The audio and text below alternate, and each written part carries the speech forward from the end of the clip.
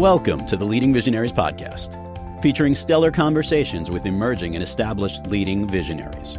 Thanks for joining us today as we celebrate and spotlight the leading visionaries who are thinking differently, seeing new possibilities, have the courage to dream big, take inspired action, and create conscious change all around the world. Now, here's your host, Anjel B. Hartwell.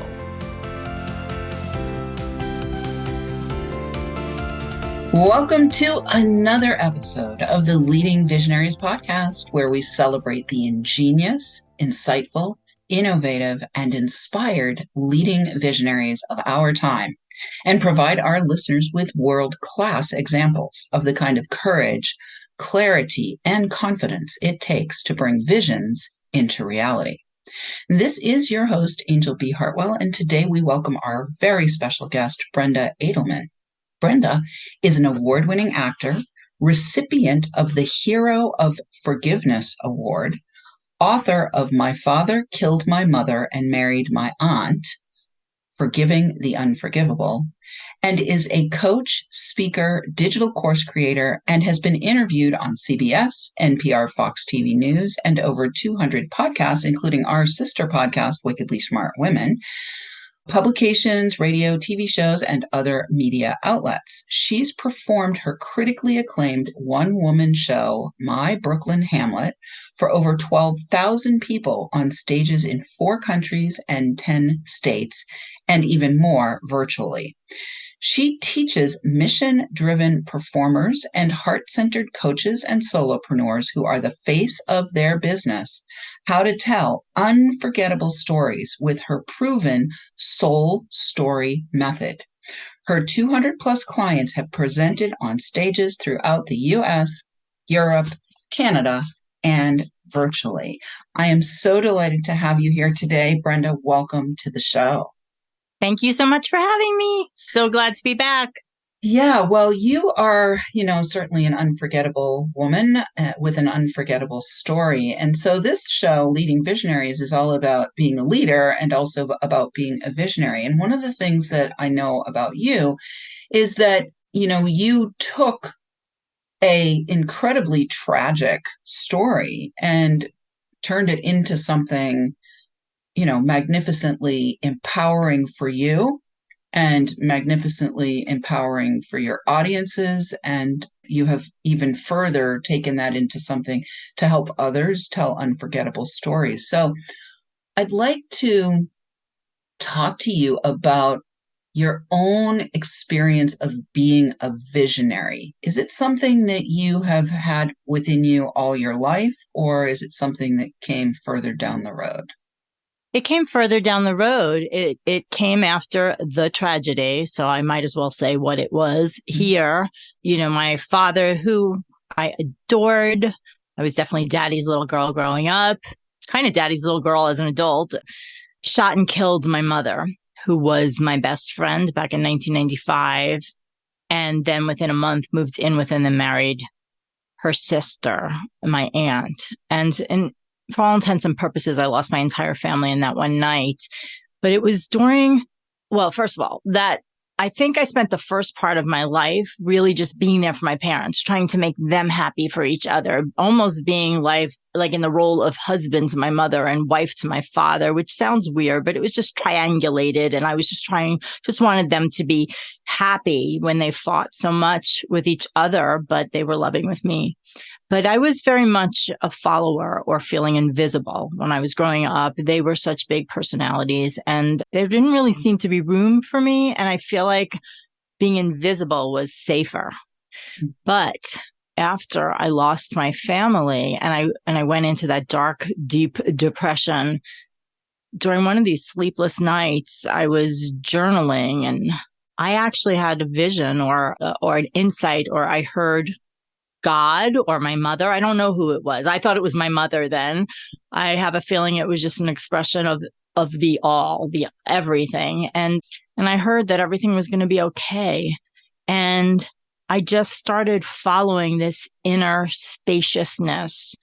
And it was from that place that I was guided to write what is now my critically acclaimed one-woman show, guided me to go get a master's in spiritual psychology. Like all of a sudden, the world was everything was energy. It wasn't, the circumstances of the day. And it was from that place, I believe, is where I feel like I tapped into what it means to be a visionary. Like I saw the show, I saw myself on stage, I saw myself helping people, I saw myself healing. But it was revealed, like each thing was revealed one step at a time to me. Yeah, beautiful. So for our people who are listening, I love that you heard a voice, because I think sometimes when we think about this idea of being visionary, we think it's all in pictures. And sometimes it's in pictures and sometimes it's in sound, words, sometimes it's in gut feelings. And so I love that you bring that to the table, that for you, the initiating kind of obviously incident was the trauma. Yeah. And then subsequent to that was the hearing the voice that said everything's going to be okay. And the feeling came of just, oh my gosh, I am not just this little contracted, upset, depressed person in this body, but there is something that has no borders. Ooh, yeah. Well, and for you, that having that felt sense, I'm sure was like the sprinkles on top of the cupcake, right? Yes. Right. Yeah. So first you had the hearing and then you had the felt. Yeah. Yep. Yeah. So one thing I want to let our listeners know here as well is sometimes our ability to perceive multidimensionally comes in a multitude of ways, and having it more than one way is actually even more affirmative. Would you say that's the case, Brenda? Absolutely. And I really feel like I became an energetic person then, and I moved more into being a leader versus a follower, which I was my entire life until then. Yeah, beautiful. So when you got the vision for the show, let's talk about that, because it's a wonderful and amazing thing to have a vision for a show, right? And yet here you are in this one woman show, really laying your entire guts out on the table, right? So can you talk to our audience about that process, about saying yes to that vision? Yeah. So the vision, I didn't have a vision of, I have a critically acclaimed one-woman show I've done all over the world. I had a vision of me on stage sharing my story, because up until that point, I felt squashed and ashamed and like I was damaged because of what happened. So I was hiding. And it just so happened when you allow yourself to be in flow, I was in a top acting class. I had just recently got back into an acting class in Los Angeles. I had taken a year of just going back and forth to New York and dealing with lawyers and trying to survive really and stay alive. And they had something called a personal monologue. And it was an exercise to get on stage and be real. And it terrified the shit out of me. I'll just say it. That's my Brooklyn. I was so filled with shame. And yet this impulse to tell my story on stage was bigger than my fear. And so I had been writing. I wrote during that very healing time, I wrote 100 poems in 30 days. And I started still not thinking I was going to perform anything, but I did turn one of the poems, which was about me confronting my father, into the first scene for my one-person show. And then I had the courage to share it with a friend of mine in acting class, never having revealed something. So let's see, they were dark, they were sexual, they were rageful. Like that wasn't me. I define myself as I'm a nice girl. How most women probably can kind of be like, squash their impulses. And I read it to him and he was so blown away. His reaction shocked me, but he really encouraged me. And then I asked to do the personal monologue, which it was probably a half an hour, 20 minutes to half an hour. And I just followed the impulse to turn that poem into a scene with 3 characters and then add other things in my life and have it be funny and raw and, hopefully inspiring. And it was a 100-person class, got a standing ovation for literally 10 minutes, which I only know because I opened up a journal recently and it said it. And people were like, who are you? And a director wanted to work with me. A producer wanted to produce it. So it was like a snowball effect. I just kept saying yes. And then I hit a wall because I did do the show. It was sold out, well received, and I felt miserable because I hadn't done the inner work. And so I took the time off, got my master's in spiritual psychology to figure out, okay, not only do I want to tell this story, but I want to heal from this story. And then I took my dad to court for wrongful death at that point, rewrote the ending of the show to be about forgiveness because of the forgiveness work I did. Beautiful. I love it. Well, let's talk about the process of the internal process of you saying yes, but also let's talk about the external process of bringing something that's a vision into life.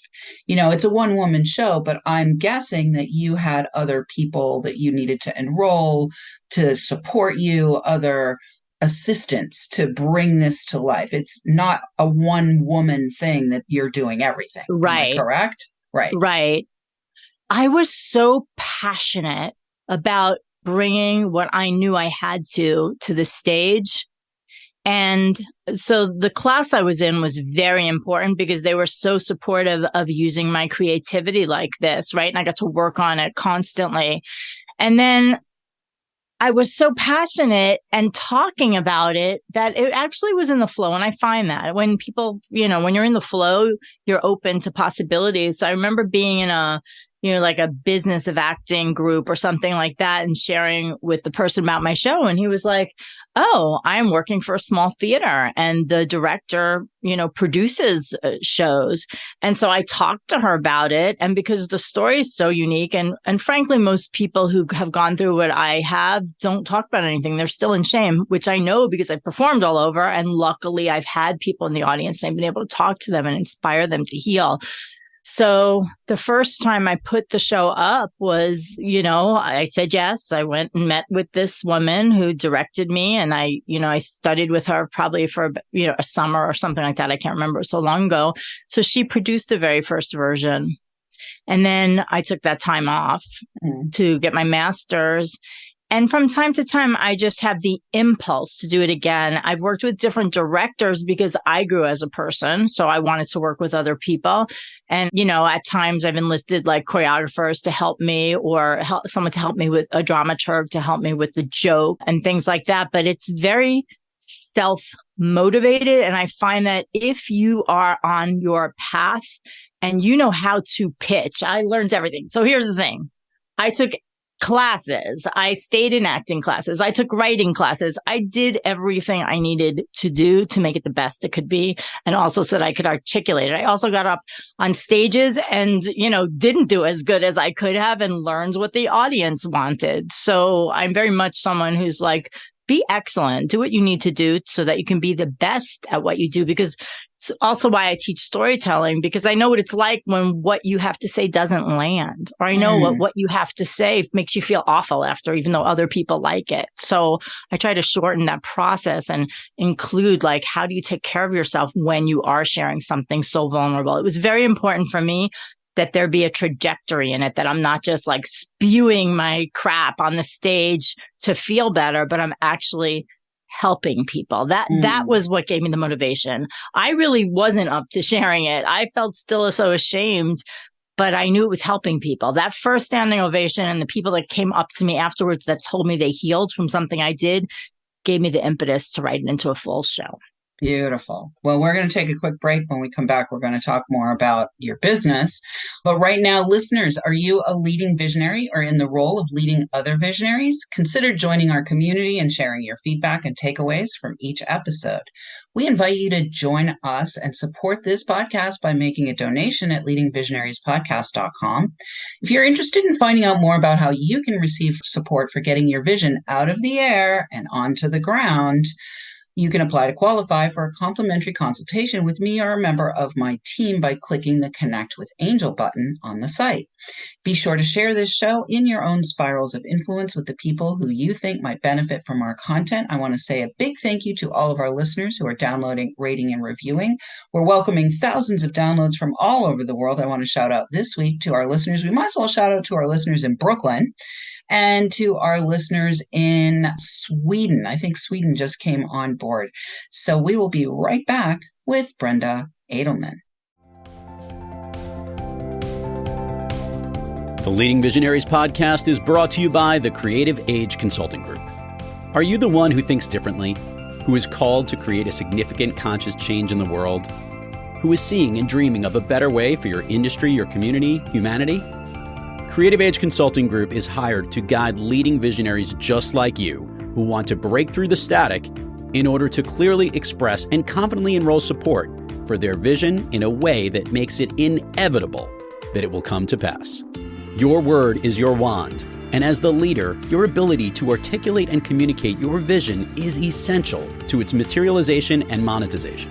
Please enjoy with our compliments a free copy of the book, Be Heard by Millions and Live Your Destiny, which was a #1 new release in 3 categories to get you started. The book is yours by visiting gift.leadingvisionariespodcast.com.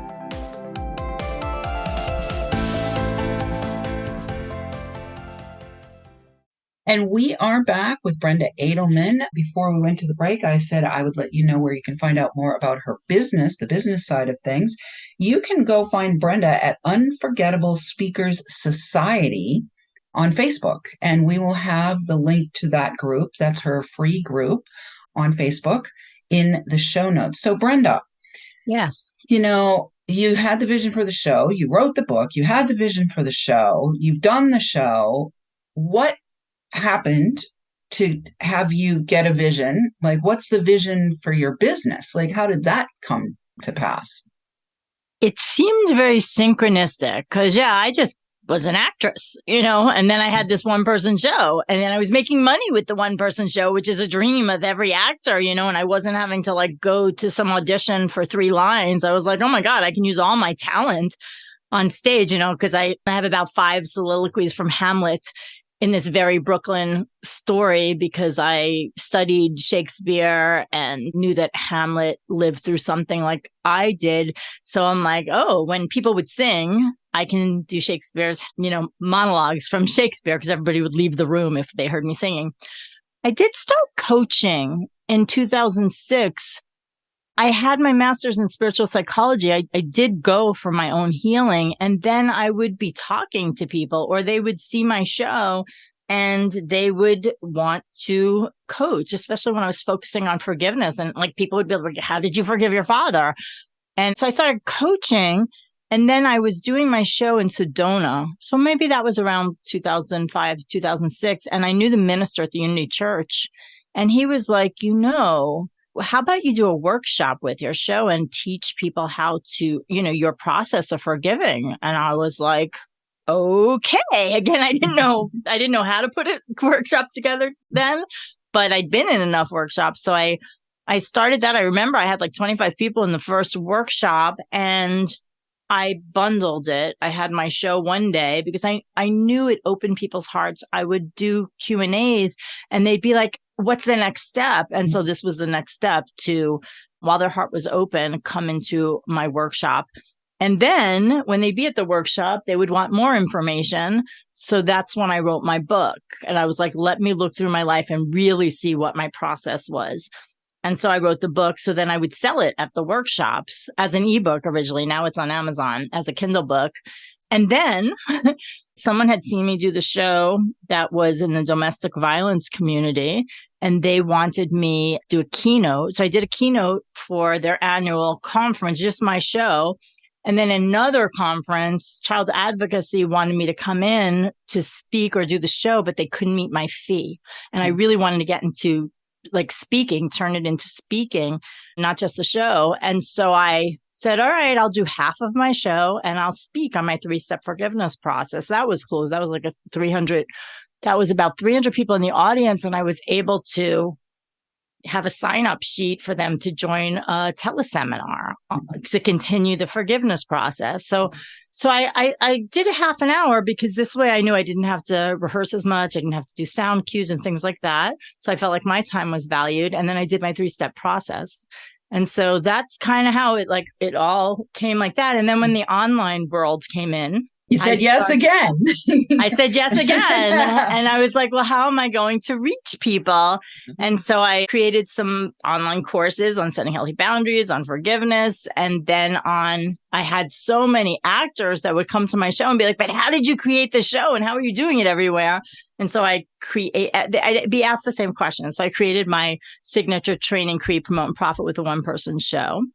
And then I had coaches and, in business groups that would be like, but how do I tell my story? And then when video came in, how do I present on video? So then I started teaching video confidence and speaking for stage. And now it's kind of full circle because a couple of years ago, it was before the pandemic, I just had a download about my forgiveness work. And I channeled 30 lessons that I'd had over the years that I did, like breath work or, different Ho'oponopono, all kinds of things. And so I created that digital program, which I've actually been running again. Because that's if I could talk about how I forgave for the rest of my life, I would. Like that is, I will never stop talking about it. I know how I share helps people. And I've talked all over the world for that. And I have a forgiveness award, right? Which also happens by flow. Right. Right. Well, and so for our listeners who are, receiving what I call divine intervention, a lot of what you are talking about, Brenda, is divine intervention. You've got so much feedback that said, keep moving forward, keep moving forward, keep moving forward. And it's like the path was laid in front of you and all your work was to acknowledge that you were receiving, right? Acknowledge that you are being acknowledged and continue to say yes, continue to say yes, continue to say yes. So we've got a few minutes left. I want to talk a little bit about your group, Unforgettable Speakers, and how you help people with unforgettable stories using your soul story method. So for the listeners out there who know that part of being a leading visionary is being the voice and face of your brand. Yes.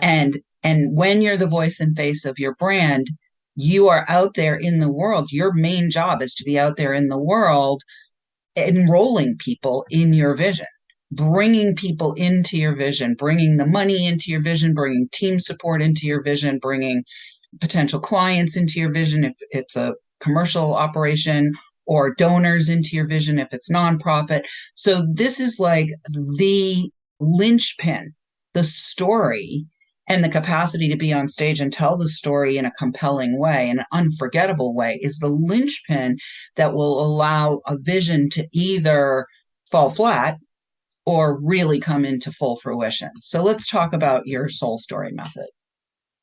Yeah, well, I was teaching classes. I was teaching a program called 8-Week Take the Stage Experience before the pandemic. And that was actually virtual. And I was teaching an in-person 6-week class called Healing Through Story, Tell Yours on Stage. And that was in person. And in both those programs, I started giving a stage to my clients because I realized that it's one thing to be working on your story in some program or some class, but it's a whole nother thing to go in public. Like I watched my clients be so scared, but then be so proud of themselves for actually doing it. And I knew they would get the reception that I got because of how deep I go. And so my method that I teach, and I've helped over 200 people be on stages now for the last few years with their stories.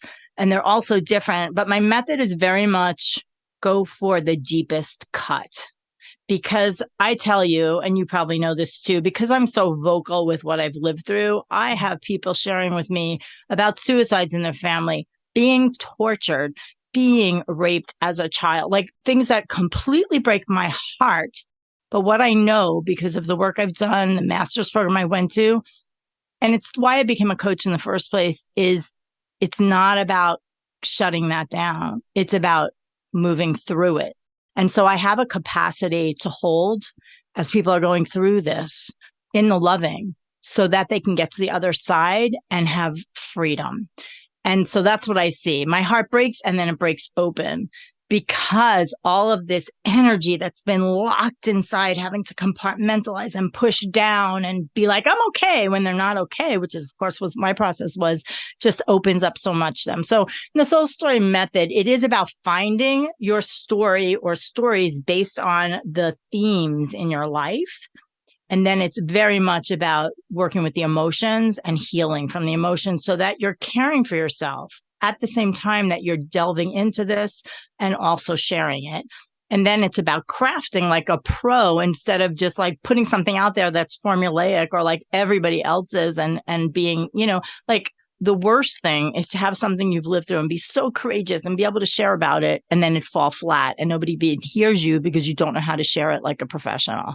And so I really teach crafting, not just because I'm not really teaching book writing, although I edit sometimes. It's like you craft it, but then presenting. I teach the presentation. How do you use all of your talent? How do you really unleash your talent? And don't be me, be you. And then of course, getting it out into the world. So that's that is the process. Beautiful. Well, and so listeners, I'd love to invite you to consider getting in touch with Brenda. It's a real key piece of being a leading visionary. So the last little question I have, we've got less than a minute left, is part of what you're doing with your clients is they're visionaries in some way. Yes. So is there anything you have to say about you being a leader of other visionaries as well? Yeah, I have a community called Soul Story Lounge. That's my paid membership. And they all are leaders. They're healers. So a lot is about stepping into confidence and almost being like I was, like moving from feeling like you don't have a right to share to I am boldly, unapologetically sharing. And I'm working on myself at the same time so that it doesn't matter if someone doesn't agree with me because I'm not making people do things my way. I'm sharing what I believe can help. So it is a lot about another level of confidence. And then for those I work with who are award-winning speakers, let's say, it's about just tapping into all their creativity that they never did before. Beautiful. All right. Well, it's always a pleasure to connect with you, Brenda. You're such a shining light in the world, and I'm so glad that you were able to be with us today. Listeners, we love feedback. Please let us know what you thought of today's episode by joining our community, sharing your takeaways, asking questions, or submitting guest suggestions. You can weave your visionary thread into our fabric by opting in on our website at leadingvisionariespodcast.com or by interacting with us on social. Look for the handle at Leading Visionaries Podcast across all the major platforms. Thanks so much for tuning in. Keep your eyes, ears, and hearts open. And remember, you are here to create conscious change.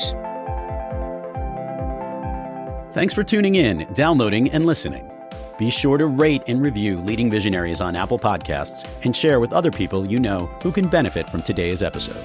Leading Visionaries is the premier podcast series for informing, activating, and inspiring the leading visionaries who are called to create conscious change and know that now is the best time to welcome wealth and cultivate a web of collaborative support to bring their vision to life.